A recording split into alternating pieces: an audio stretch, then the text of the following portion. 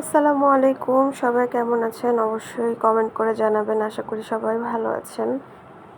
আমিও ভালো আছি। সকালে ঘুম থেকে উঠে চা বানিয়ে নিলাম।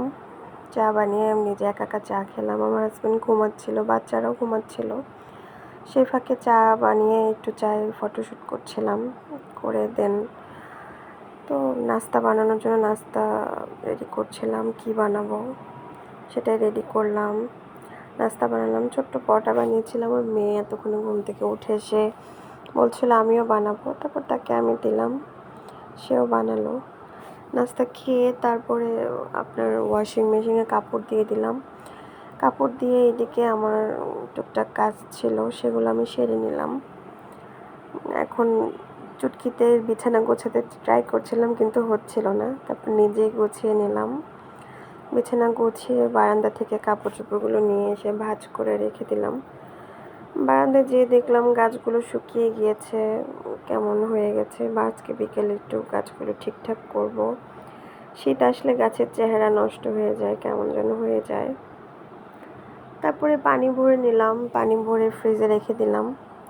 এর মাঝখানে আমার কাপড়গুলো হয়ে গিয়েছে। এখন এগুলো নেড়ে দিব বারান্দায়, ছাদে। কাপড় নেড়ে বাচ্চাদেরকে গোসল করালাম। ওরা গোসল করে খুব খুশি। ঠান্ডা লাগছিল বলে রোদে বসেছে।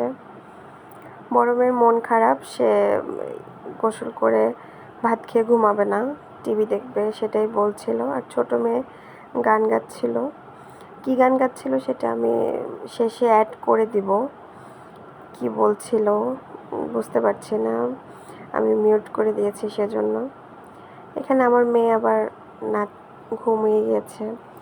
ঘুমিয়ে যাওয়ার পরে আমি আবার একটু আসন সেলাই করছিলাম। কেমন হচ্ছে অবশ্যই জানাবেন। সম্পূর্ণ ভিডিওটা দেখবেন, দেখে পাশে থাকবেন আশা করি। তুমি বানিয়েছো রুটিটা? হ্যাঁ। আর এই নাকে মুখে সব আটা লেগেছে তোমার রুটি বানাতে যে?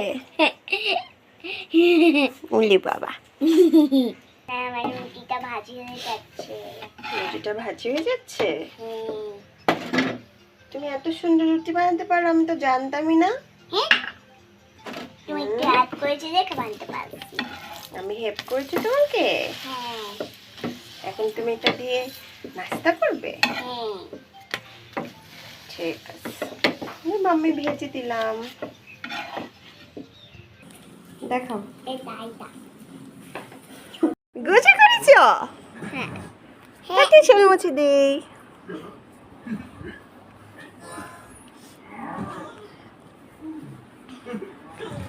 আমরা করেছি, আমরা যাকে করে